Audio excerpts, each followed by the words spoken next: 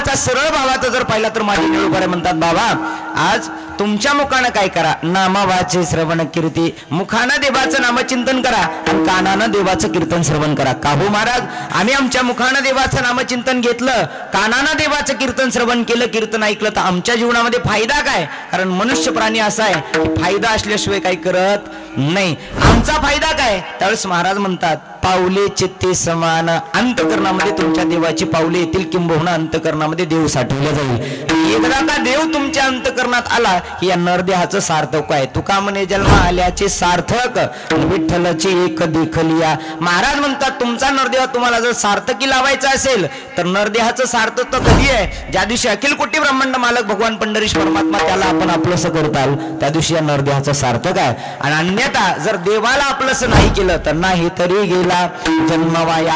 आपला जन्म आपला आयुष्य जर वाया जाऊ द्यायचं नसेल तर मला असं वाटतंय देवाचं भजन केलं, देवाचं नामचिंतन केलं तर निश्चित नरदेह सार्थकी लागेल. महाराज देवानं सुंदर असा नरदेह, देवे दिला देह भजना गोमटा आणि तो या झाला फाटा बादिकेचा. देवानं सुंदर असा नरदेह त्याला प्राप्त करण्याकरता दिलाय. पण आपण काय केलं? औटा हात कामान देह अल्लाहने तुझ दिया, औटा हात कामान देह अल्लाहने तुझ दिया, खाया पिया सुख से सोया न जमाना खोया, अरे खाया पिया सुख से सोया न जमाना खोया.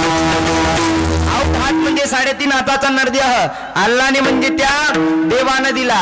आपण काय केलं? खाया पिया सुख से सोया. आपल्या संसारामध्ये खाल्लं पिल्लं आणि झोपी गेलो. झोपी गेलो म्हणजे कीर्तनात का? बोला बोला मावशा, कीर्तनात का? नाही नाही कीर्तनात नाही. गोइंग टू यमपुरी जहाँ से आए थे वहां चले गए. मग क्या लाए तो कुछ भी नहीं, कहा गए थे तो कहा भी नहीं, और क्या लाए तो कुछ भी नहीं. खाली हात आया था खाली हात जाएगा.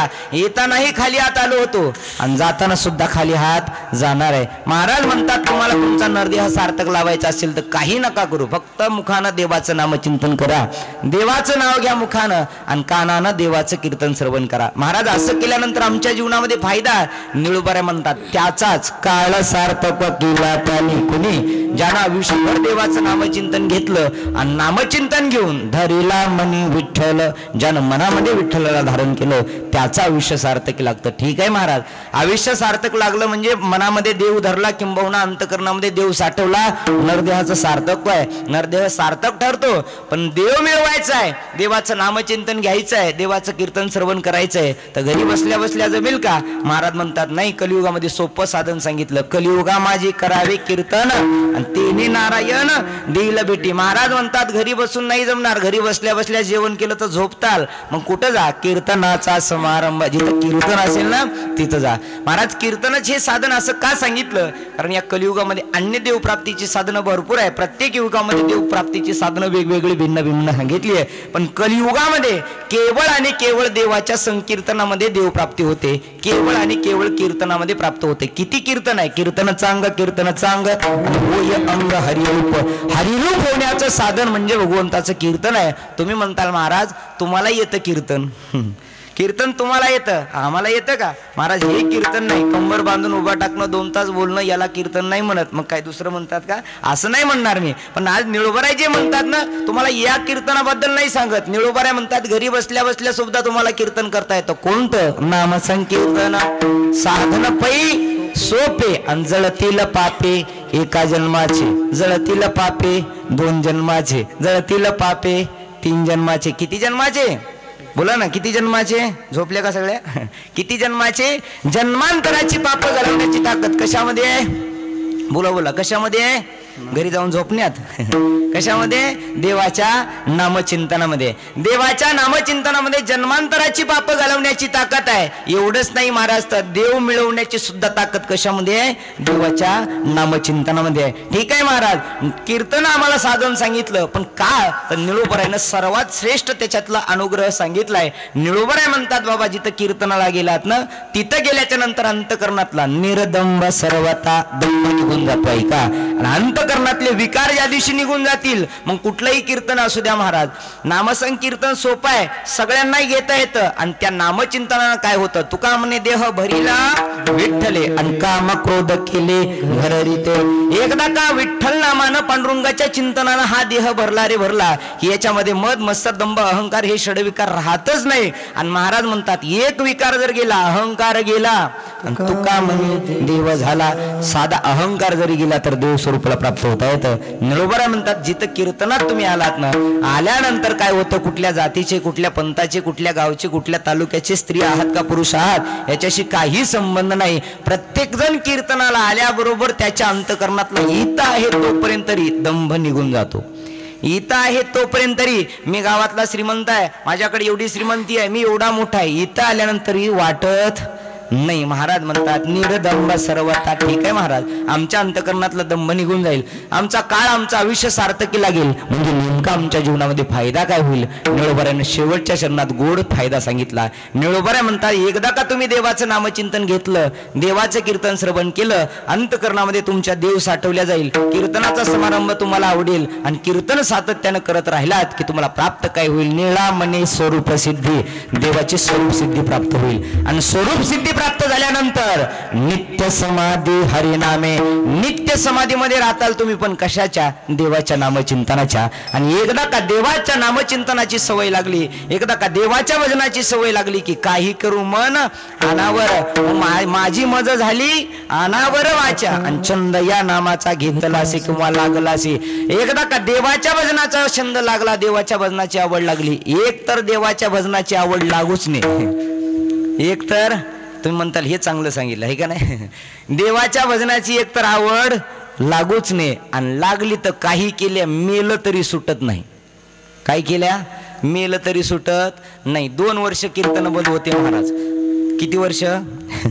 2 वर्ष कीर्तन बंद होते, 2 वर्ष भजन बंद होतं, 2 वर्ष नामचिंतन कुठं ऐकायला मिळत नव्हतं, 2 वर्ष कथा कुठं ऐकायला मिळत नव्हती. तुमचं सोडून द्या, 2 वर्ष आम्हाला सुद्धा कुठं करायला मिळत. काही लोक म्हणले बरं झालं महाराज लोकांचा धंदा, बरं झालं वाटत होतं. पण खरं सांगू तुम्हाला, या नारदाच्या गादीवर उभा टाकल्याच्या नंतर कुठल्याच महाराजाच्या मनामध्ये 2 तासात पैसा येत नाही. कुणी असू द्या, कुणी असू द्या, इथं आल्यानंतर ही ताकद आहे. आता लोक काही आपापल्या पद्धतीने अर्थ वेगळा लावतात, त्यांचं मला सांगायचं नाही. पण एकदा का या भजनाची कीर्तनाची आवड लागली की काही केल्या मन राहत नाही. असं वाटत होतं कधी डोक्याला फेटा बांधताल आणि कधी कीर्तन करताल. हा मनामधला आनंद आहे, हा भक्तीचा ओढ आहे, आणि हा लागलेला छंद आहे. साधं तंबाखूचं व्यसन जर सुटत नसेल, साधं ज्या तंबाखूनं आयुष्य बर्बाद होणार आहे, ते तंबाखूचं व्यसन जर साध्या माणसाला सुटत नसेल तर देवाच्या भजनाचं लागलेलं वेड आहे, देवाच्या भजनाचं, देवाच्या नामचिंतनाचं, देवाच्या कथेचं लागलेलं वेड आहे. हे वेड काही केल्या महाराज सुटत नाही, काही केल्या सुटत नाही. आणि कोणालाही हे प्राप्त होत नाही हो, कोणालाही प्राप्त होत नाही. आपण रोज अभंग म्हणतो, बहुत सुकृताची जोडी म्हणून विठ्ठली आवडी. अनेक जन्माचं पुण्य असावं लागतं तेव्हा कुठंतरी देवाचं नाव ऐकायला मिळतं.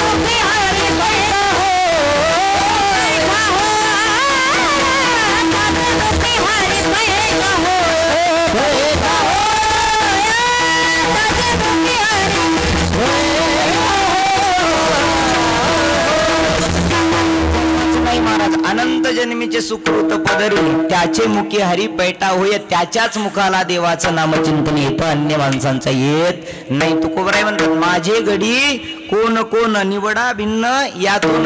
33 कोटी देवता लोक असतील किंवा 184 योनीतले प्रत्येक जीव असेल महाराज, प्रत्येक जीवाला देवाचं भजन पूजन कीर्तन करण्याचा अधिकार नाही. याच देहीगडे देवाचे भजन, याच देहीगडे देवाचे पूजन, आणि हे ज्ञान नाही कुठे, दुसरीकडे कुठंच नाही. महाराज म्हणतात एकदा का देवाचं नाव घेतलं रे घेतलं की नित्य समाधी हरिनामे, आणि समाधी हरिनामामध्ये लागली रे लागली की बस त्याचाच काळ सार्थक केला त्याने. धरिला म्हणे विठ्ठल असा अभंगाचा सरळ भावार्थ झाला. आपलं कीर्तन संपलं. विठ्ठला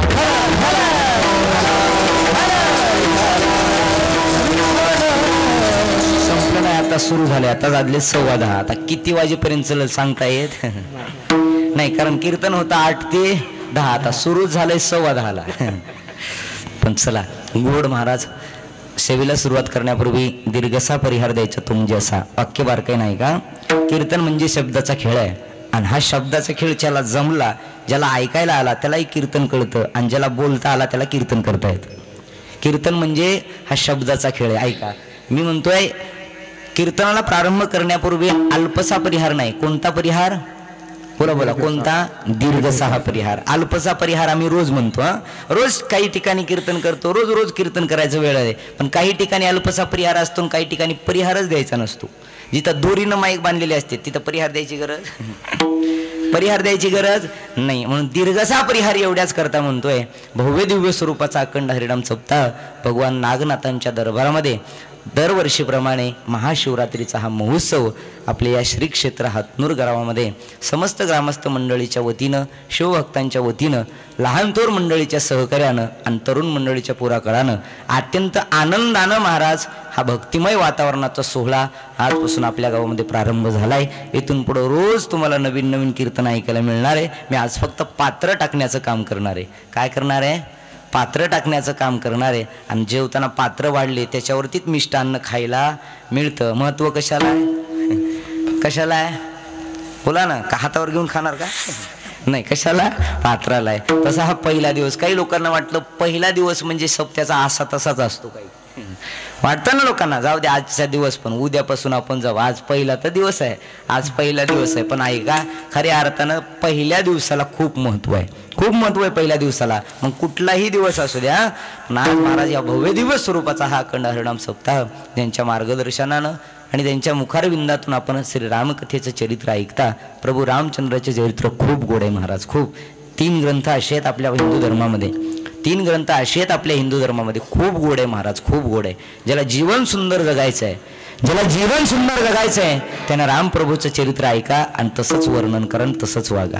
ज्याला जीवन सुंदर जगायचं आहे त्यानं प्रभू रामचंद्राचं चरित्र आपल्या जीवनामध्ये आणायचं. ज्याला मरण सुंदर करायचं आहे, ज्याला मरण सुंदर करायचं आहे त्यानं श्रीमद भागवत कथेचं चिंतन आपल्या जीवनामध्ये उतरा. आणि ज्याला राजकारण चांगलं करायचं आहे त्यानं महाभारताचं चरित्र आपल्या तुम्ही म्हणताल हे बरं आहे. ज्याला भांडणं खरीच करायचे आहेत, खरे खोटी नाही, ज्याला खरंच भांडणं करायचे आहेत त्यानं निश्चित महाभारत एकदा तरी वाचायचं. किती गोविंद महाराज? एकदा तरी. आता 2-2 गोविंद महाराज आहेत, खाली बसली गोविंद महाराज आहेत आपल्या इथं. खूप सुंदर आहे महाराजांच्या मुखारविंदातून आपण श्री रामकथेचं प्रभू चरित्र गुणगान करता ऐकताय. असे परमस्नेही हजारो विद्यार्थ्यांना या जीवनाची दशा होण्यापेक्षा जीवनाला दिशा देऊन अनमोल असे रत्न या ठिकाणी घडवले. अशा हरिभक्तपरायण आपल्या भूमीचं वैभव ज्यांनी 9 वर्ष झालं आपल्या या हातनूर श्री क्षेत्र हातनूरमध्ये वारकरी शिक्षण संस्था स्थापित केली. आणि हा सगळा संस्थेतला माल आहे. एकदा टाळ्या वाजवा सगळ्यांसाठी. कारण महाराज हे सगळं तरुणपणीच होत असता, म्हातारपणी काही होत नाही. आता बघा ना किती सुंदर आहे सगळं. कीर्तनकारही बोला बोला, कीर्तनकारही म्हातारा आहे का? नाही, तरुणच आहे. वाजवणारा ओळखता? तरुणच आहे. गायक मंडळी, टाळकरी, विणेकरी, आमचे कॅमेरावाले सगळे तरुणच आहे. आणि तरुणपणीच होतं महाराज सगळे. जोपर्यंत तरुण आहे तोपर्यंत परमार्थ करून घ्या, नाही तर जाताल मरून. मग काय उपयोग तरुण होऊन? पुन्हा काय उपयोग आहे का महाराज? अजिबात नाही महाराज. बीड जिल्ह्याचं नाही तर पूर्ण महाराष्ट्राचं, परभणी जिल्ह्याचं नाही तर पूर्ण महाराष्ट्राचं वैभव म्हणजे आज माऊली महाराज आहेत. महाराष्ट्रामध्ये आज गान कोकिळा म्हणून ज्याला संबोधल्या जातं असे आमचे माऊली महाराज खवणे महाराज या ठिकाणी आहेत. त्यांना धन्यवाद. मला असं वाटतंय पुत्र हवा ऐसा गुंडा, ज्याच्या हाती हिरो होंडा, जो बायकोच्या पुढं गोळतो गोंडा, मायबापाच्या डोक्यात घालतो धोंडा पुत्र व्हावा ऐसा असा नाही कसा पुत्र व्हावा ऐसा गुंडा ज्याचा तीही लोकी झेंडा असा पुत्र जर असेल महाराज तर निश्चित आपल्याला पुत्र प्राप्तीचा आनंद आणि वर गेल्याच्या नंतर पितरांना मोक्ष याच पुत्राकडून होत असतो. नाही तर अन्यथा पुत्र भरपूर झाले पण फक्त म्हणण्यापुरते पुत्र आहेत नाही तर बाकी सगळे कुत्रेच आहेत.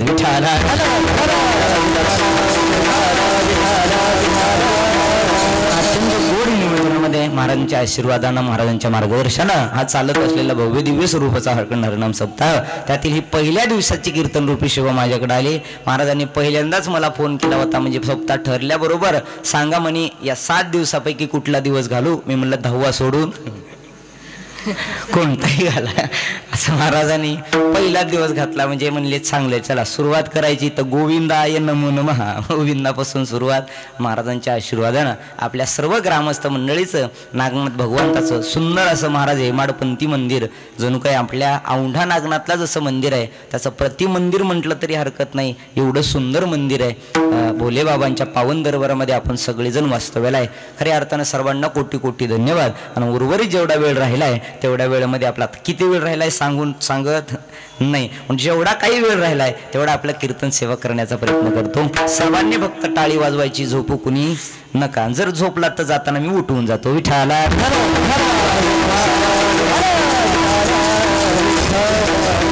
मी नेहमी सांगत असतो महाराज माणसाने अशा ठिकाणी झोपावं ऐका बरं का. माणसाने अशा ठिकाणी झोपावं जिथं कोणीतरी उठवणारा असावा. निश्चित कीर्तनामध्ये येऊन झोपा ऐका निश्चित कीर्तनामध्ये येऊन झोपा कारण इथं कोणीतरी तुम्हाला उठवणार आहे. बाकीच्या ठिकाणी जर झोपला तर तिथं कुठेच उठवणार नाहीये. झोपताना अशा ठिकाणी झोपायचं की जिथं कोणीतरी उठवल्याबरोबर आपल्या जीवनाचं कल्याण झालं पाहिजे. महाराज परमार्थ खूप सोपा आहे. देव मिळवणं खूप सोपं आहे. उघड लोकांना वाटतं देव अवघड आहे देव अवघड आहे देव अवघड आहे. देव खूप मिळवणं सोपं आहे रे खूप मिळवणं सोपं आहे. तुझं आहे तुझं पाशी परी तू जागा चुकलासी तुका म्हणे सोपे आहे सर्वावनी पण शहाणा तो धनी येतो ते. देव मिळवणं खूप सोपं आहे. आज निरोबर आहे म्हणतात बाबा तुम्ही देवाचं नामचिंतन करा. सप्ताहाच्या अनुग्रहानं साधू संत महात्म्यांच्या नियमाप्रमाणे नामचिंतन पर अभंग पहिल्या दिवशी घेतात. याच नियमाला अनुसरून थोडंसं बोलण्याचा प्रयत्न करेल. ऐका देवाचं नामचिंतन आपल्याला घ्यायचं आहे आणि देवाचं नामचिंतन घेऊन देव प्राप्त करायचं आहे. का प्रत्येकाची इच्छा आहे मला देव मिळाला पाहिजे देव प्राप्त केला पाहिजे कारण नरदेहाचं सार्थक देव मिळवल्याशिवाय नाहीये. देव मिळवल्याबरोबर या नरदेहाचं सार्थक आहे. नाहीतर किती वेळा जन्म यावे आणि नित्य भावे फजित नाही जे दातारा. महाराज म्हणतात किती वेळा जन्माला आलोय आणि किती वेळा मिलोय आपल्याला सुद्धा माहिती नाही. कबीरदास महाराज एक वाक्य म्हणतात जन्म ना उसी का सार्थक है कि दोबारा जन्म ना पडे. ऐका वाक्य जन्म ना उसी का सार्थक है कि दोबारा जन्म ना पडे मरना उसी का सार्थक है कि दोबारा मरना ना पडे. जन्म त्याचा सार्थकी आहे की पुन्हा जन्मावं लागत नाही आणि मरण त्याचं सार्थकी की पुन्हा मरावं लागत नाही. नाहीतर आपले किती वेळा मेलोय आणि किती वेळा जन्म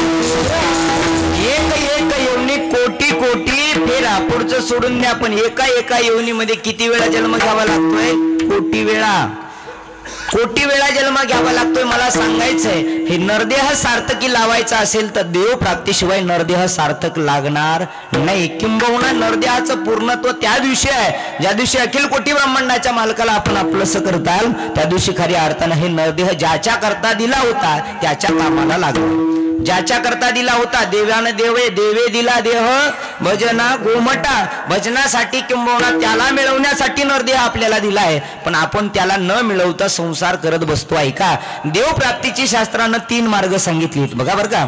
देवप्राप्तीची शास्त्रानं 3 मार्ग सांगितली. पहिला मार्ग आहे ज्ञान मार्ग, दुसरा आहे कर्म मार्ग आणि तिसरा आहे भक्ती मार्ग. तिन्ही मार्गाने देव प्राप्त होता येतं. आता कीर्तन म्हणजे एक रेडीमेड कपड्याचं दुकान असतं. ऐका बरं का, कीर्तन म्हणजे काय, रेडीमेड कपड्याचं दुकान. ज्याला जे माप बसल त्यानं ते घेऊन जाते. तसंच आहे कीर्तनामध्ये 3 प्रकारचे मार्ग आहेत. आता कुठल्या मार्गाने तुम्हाला आम्हाला जाता येतं आपले आपण ठरवायचं. पहिला आहे ज्ञान मार्ग, दुसरा आहे कर्म मार्ग आणि तिसरा आहे भक्ती मार्ग. ज्ञान मार्गाने देव प्राप्त होतो, कर्म मार्गाने देव प्राप्ती होतो आणि भक्ती मार्गाने सुद्धा देव प्राप्त होतो. महाराज चला आता या ज्ञान मार्गाने देव प्राप्त करायचा आहे. कसा आहे ज्ञान मार्ग याच्याविषयी बोलायचं ठरलं तर ज्ञान मार्ग अत्यंत सूक्ष्म आहे. ज्ञान मार्ग अत्यंत सूक्ष्म आहे. कारण ज्ञान मिळवायचं असेल तर योग्य वयामध्ये योग्य गुरुजीकडे गेलात तरच ज्ञान मिळतं. मी मगाशी बोलून गेलो, योग्य वयामध्ये योग्य गुरुजीकडे विद्यार्थी जर गेला तर त्याच्या जीवनाला दिशा मिळते, नाही तर त्याच्या जीवनाची अवदशा झाल्याशिवाय राहत नाही. कुणाच्या, त्या विद्यार्थ्याच्या. मग कोणीही असू द्या, विद्यार्थी म्हणजे एक चिखलाचा गोळा आहे. ऐका, विद्यार्थी म्हणजे एक चिखलाचा गोळा आहे आणि तो चिखलाचा गोळा ज्या गुरुच्या हातामध्ये पडतो ना, ज्या गाडगे घडवणाऱ्याच्या त्या कुंभाराच्या हातामध्ये पडतो ना, त्याच्या हातावर आहे की याला मडकं बनवायचं आणि आयुष्यभर लोकांची तहान भागवायची, का याला चिलीम बनवून आयुष्यभर यांचं हृदय जाळीत बसायचं. हे कुणाच्या हातात असतं, त्या महाराजाच्या. कुणाच्या, त्या बोला बोला कुणाच्या, सुताराच्या, कुणाच्या, कुंभाराच्या. कुंभाराच्या हातात असतं. तसं जीवन आहे महाराज. ज्ञान मिळवायचं असेल तर ज्ञान अत्यंत सूक्ष्म आहे. ज्ञानानं निश्चित देव प्राप्ती होते आणि देवाविषयी एकदा का ज्ञान झालं रे झालं. आता ऐका, देवाविषयी ज्ञान झाल्याबरोबर तुमच्यामध्ये देव आहे, माझ्यामध्ये देव आहे. देव नाही का तुमच्यामध्ये, बोला बोला. कीर्तनाला आलेल्यामध्ये देव नाही का? देव जर नसता तर तुम्ही कीर्तनात बसला असतात का? हे तर मान्य आहे.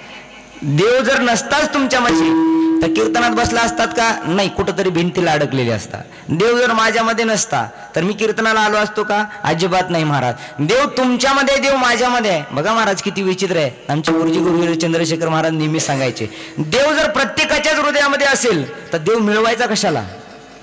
देव जर प्रत्येकाच्याच हृदयामध्ये असेल तर देव मिळवायचा कशाला? किंबहुना देव आपल्याला का दिसत नाही? देव तुमच्यामध्ये, देव माझ्यामध्ये आहे, तरी आपल्याला मिळवण्याची इच्छा आहे, तरी आपल्याला तो भेटत नाही, तरी आपल्याला तो भेटत नाही. ऐका, देव मिळवणं खूप सोपं आहे. पहिला मार्ग आहे ज्ञान मार्ग. ज्ञानानं देव प्राप्ती होते. एकदा का देवाविषयी ज्ञान झालं रे झालं की मग जे जे भेटे भूत ते मानजे भगवंत.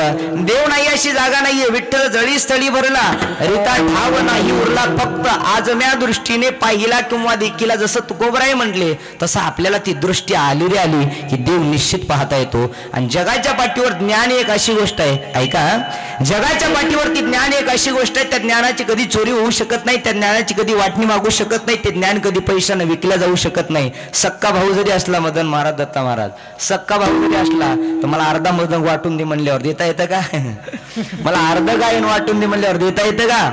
सक्का भाऊ जरी असला तरी, वडिलांनी जरी कला मागितली, गोविंद महाराज तबला मला अर्धा वाटून दे, मी शिकवलंय तुला, देता येतो?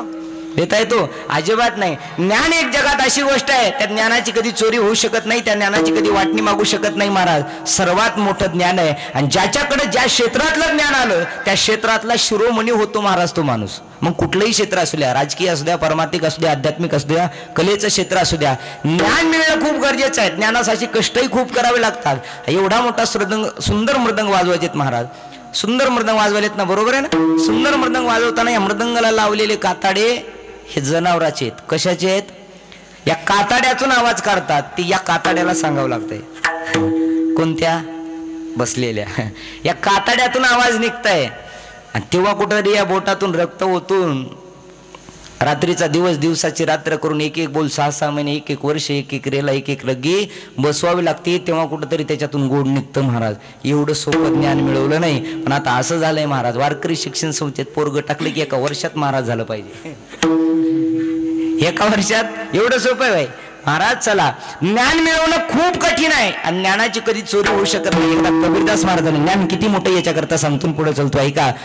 एकदा कबीरदास महाराजांनी मधमाशीला प्रश्न केला, त्या मधमाशी असते ना आपल्याकडे, त्या मधमाशीला प्रश्न केला म्हणे का ग तू रोज रानावनात जातेस, फुलातला मकरंद सेवन करतेस, कुठ्या तरी एका वृक्षावरती आणतेस, एका पोळी छोटीशी बांधतेस आणि त्या पोळीवरती छोटू मध साठवून ठेवतेस, कारण तुला भूक लागली किंवा तुझ्या मुलाला भूक लागली की तो खाता यावा, तुला पिता यावा म्हणून एका पोळीमध्ये मध साठवून ठेवतेस. पण कुणीतरी अज्ञात व्यक्ती येतो आणि तुझा तो मध साठवलेला घेऊन जातो आहे का बरं का. त्या मधमाशीला कबीरदास महाराज म्हणतात, कोणीतरी अज्ञात व्यक्ती येतो आणि तुझा तो साठवलेला मध सगळं काही घेऊन जातो, तुला तिथून हकलून देतो, तुला राग येत नाही का त्याचा, तुला राग येत नाही का त्याचा. कबीरदास महाराजाला त्या मधमाशीनं उत्तर दिलेलं सांगायचंय मला.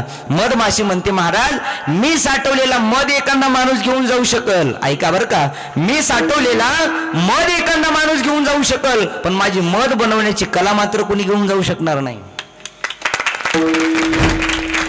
माझी मध बनवण्याची कला मात्र कोणी घेऊन जाऊ शकणार नाही. आणि ही जी कला आहे याला ज्ञान म्हणा, म्हणून या ज्ञानाची चोरी होत नाही. ज्ञानानं निश्चित देव प्राप्ती होते. महाराज कुणी ज्ञानानं देव प्राप्त करून घेतलं, सनकादिक ऋषींची ज्ञानी भक्त म्हणून गणना केली जाते. ज्ञानी भक्त म्हणून वैकुंठामध्ये त्यांचा वास आहे. म्हणून जगद्गुरु तुकोबाराय म्हणतात, तुम्ही सनकादिक संत मनविता कृपावंत, एवढा करा उपकार देवा सांगा नमस्कार. ज्या तुकोबारायांनी म्हणावं वेदाचा तो अर्थ ठावा, तेच तुकोबाराय म्हणतात, पायीची वाहनं पायी बरी, मी तो अल्पमतीहीन, मी अत्यंत अल्पमती आहे, काय करायचं. एवढा मोठा असते ना तुकोबारायचा अधिकार असताना सुद्धा तुकोबारायांनी म्हणावं मला काही कळत नाही, मज पामर आहे काही थोरपण, मला कशासाठी थोरपण देता. जगद्गुरु तुकोबारायांनी त्या सनकादिकांचं वर्णन केलंय. तुम्ही सनकादिकाचे संत आहेत, संतांचे संत म्हणजे ज्ञानी भक्त आहेत तुम्ही, आणि ज्ञानी भक्त असल्या कारणानं माझा देवाला नमस्कार सांगा. ज्ञानानं निश्चित देव प्राप्त होते, पण ज्ञान मिळवण्याकरता योग्य वय लागतं. जर योग्य वय नसेल तर ज्ञान मिळणार नाही. कळमनुरीला जिथं कीर्तन होतं माझं, कळमनुरीला कीर्तन होतं. महाराज एक 80 वर्षाचा गुरुजी म्हातारा आला माझ्याकडे. महाराज 80 वर्षाचा म्हाताराला म्हणला, महाराज तुमच्याकडे परळीला संस्था आहे. म्हणलं हो, मला पेटी शिकायची. कोण झोपलेत तुम्ही? कोण? 80 वर्षाचा म्हातारा, मला पेटी शिकायची. मी म्हणलं बाबा तोंडात एकही पट्टी राहिली नाही, तोंडात एकही पट्टी राहिली नाही ना, आता कुठं पेटी शिकायची नाही, किती दिवस लागल. मी म्हणलं एक तर तुमच्या गोड जेवणापर्यंत, नाही तर माझ्या. काही लोकांना काही काय आवडतं काय सांगावं तुम्हाला. एवढे लोक चॅप्टर झाले, पण 2 माणसाच्या नादी लागायचं नाही महाराज. हे बारकी गिराईक आणि हे मोठे यायच्या नादी अजिबात लागायचं नाही. हे अनुभवानं पिकलेले असतात आणि त्यांना काय अनुभव नसतंय. एक पोरगं माझ्याकडे गुळ द्यायला बसलं होतं, असं गुळ द्यायला बसलं महाराज. उदगीर जवळ कीर्तन होतं त्या दावणगावला. कीर्तनाचं बसलं पोरगं, गुळ द्यायला बसल्यानंतर महाराज अर्धा तास झालं मी गुळ खात होतो. अर्धा तास गुळ खात असताना मी विचार करत होतो गुळ खरट कसा लागायला.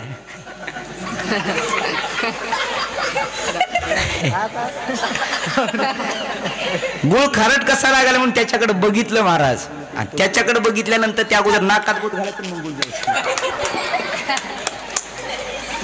एवढे पोरं हुशार निघाले महाराज, सांगूच नका यांचं. कधी काय म्हणतील बिचारे सांगता येत नाही. आणि हे म्हातारे अनुभवाने पिकलेले असते, ह्याच्या नादी अजिबात लागायचं नाही. एक पोरग महाराज आमच्या परळ येऊन, आमच्या गावाकडे धर्मपूरला एसटी जाते तर 1 वाजता, ते कॉलेजचं पोरग विनाकारण म्हाताऱ्याच्या नादी लागलं. म्हणजे बाबा माझी जागा आहे, ते रुमाल टाकला त्यानं जागा धरली. कुण? त्या पोरानं कॉलेजच्या. असं वाटतं ना माणसाला की रुमाल टाकल्याबरोबर सीट आपलं होतं. खरं सांग बरं, होतं का? होतं का?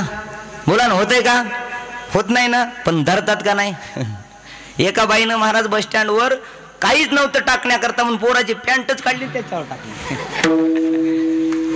ही चित्र लोक झाले महाराज, काही कधी म्हणतील सांगता येत नाही. त्या बाबानं बसला होता बिचारा, 80 वर्षाचा होता, आणि त्याने विचार केला म्हणजे अहो येतं काय. त्या पोराला म्हणले अरे मी बसलोय बाबा, बसू दे आता, 80 वर्षाचं वय झालं, गुडघे दुखाले बसू दे म्हटल्यानंतर पोरानं सांगितलं बाबा मी रुमाल टाकलाय उठा. बाबा मी रुमाल टाकलाय उठा म्हणल्याबरोबर म्हातारा म्हटलं बघ 2 तास झालं धोतर वाळू घातलं एसटीवर.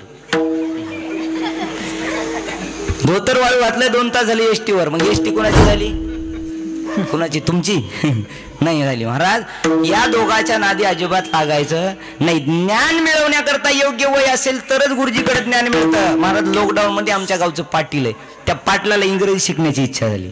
काय इंग्रजी शिकण्याची इच्छा झाली. 70 वर्षाचं हे पाटील महाराज, इंग्रजी शिकण्याची इच्छा झाली. वरच्या मधल्यावर मास्तर राहत होतं इंग्रजीचं, ते ट्युशन घेत होतं. त्या पाटलाला सांगितलं, गुरुजी अहो काय जग निघालंय, कुठे गेलं तरी इंग्रजी इंग्रजी इंग्रजी, मला बी इंग्रजी शिकायची, मला इंग्रजी शिकायची. म्हटल्यानंतर महाराज या पाटलाला ते शिक्षक म्हणला, अहो पाटील आता 70 वर्षाचं वय झालं, आता कुठे इंग्रजी येते का? बघा बरं का 4G चालू ठेवा, 4G नाही आता 5G. म्हणे आता 70 वर्षाचं वय झालं, आता कुठं? नाही नाही मला शिकायची म्हणे. नाही नाही मला शिकायची म्हटल्यानंतर गुरुजीला सांगितलं, मग 5,000 फीस आहे. पाटलानं सांगितलं 10 देतो, पण मला इंग्रजी शिकवा. 10,000 दिले. उद्या सकाळी या म्हटल्याबरोबर हे म्हातारा महाराज घरी आलं. पाटील घरी आल्यानंतर पाटलींना सांगितलं, हे बघ उद्यापासून मी इंग्रजी शिकायला जाणार आहे. कुणाला म्हणायला लागलं? पाटलीला. उद्यापासून मी इंग्रजी शिकायला जाणार आहे म्हटल्याबरोबर रात्रभर झोपलं नाही महाराज. त्यानं सकाळी वही पेन घेतला आणि वरच्या मजल्यावर गेलं. गुरुजी बघा 10 वाजले बरोबर आलो, 10 वाजले आलो बरोबर महाराज. आता गुरुजी हुशार होतं, चॅप्टर इतकुसच होतं पण चॅप्टर होतं. आणि बारकेत माणसं करामती असते ना, मोठे माणसं याच्यात कमी असतात. तसं महाराज या पाटलानं सांगितलं, गुरुजीने चॅप्टर होते. गुरुजी म्हटले एक काम करा, इंग्रजी शिकायचे म्हणे. हो इंग्रजी शिकायचे. कोणी काही पहिल्यांदा प्रश्न विचारला की त्याचं उत्तर येस म्हणून इंग्रजी द्यायचं. काय द्यायचं? बोला बोला. हा असं मी विचारेल ना, काय द्यायचं? बाबा ऐका पाटील, कोणी काही पहिल्यांदा प्रश्न विचारल्याबरोबर त्याचं उत्तर इंग्रजीत द्यायचं येस म्हणून, आणि दुसरा प्रश्न कोणी विचारला की त्याचं उत्तर द्यायचं, बोला बोला, त्याचं उत्तर द्यायचं नो म्हणून. 2 शब्द लक्षात ठेवा. पहिल्यांदा कोणी काही विचारलं की त्याला उत्तर द्यायचं येस म्हणून, आणि दुसऱ्यांदा कोणी काही प्रश्न विचारला की त्याचं उत्तर द्यायचं पुढा हो नो म्हणून. असं 2 शब्द लक्षात ठेवा बरं का, हे महत्वाचे. हे कळालं की कळलं मग कीर्तन आपलं. पहिला शब्द यस आणि दुसरा नो. पाटील महाराज घरी आलं, त्यानं जप सुरू केला. रामकृष्ण हरीचं नाही Maharaj. Yes no yes no yes no yes no yes no yes no yes no करीत घरी आलं. माझ्यावर बसलं, त्याला ताण लागना, भूक लागना. Yes no yes no yes no बघता बघता रात्र झाली. रात्रभर म्हातार yes no yes no yes no करीत राहिलं. म्हातारी म्हणली, म्हातार येड, म्हातार येड झालं. म्हातार येड झालं म्हणल्यावर बघता बघता महाराज रात्र गेली. पहाटे 6 वाजले. 6 वाजता म्हातारीला राग आला. रागाच्या भरात म्हणती, मालक अहो रात्र गेली तुमची, या यस्नो मध्ये उठा, शेताकडे जायचंय, आंघोळीला पाणी टाकू का, आंघोळीला पाणी टाकू का? म्हातारीनं म्हणल्याबरोबर म्हातारीने इंग्रजीतच उत्तर दिलं म्हणे यस.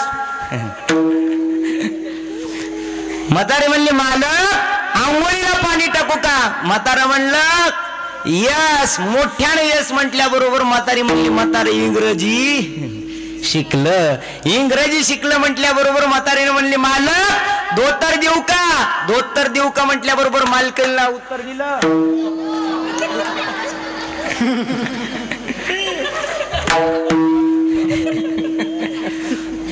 2 शब्द महाराज शिकले. 2 शब्द इंग्रजीचे, पण कुठं वापरा वाकल येते का महाराज? येते का? बोला ना. अजिबात नाही. त्याला योग्य वय लागतं. विचारा.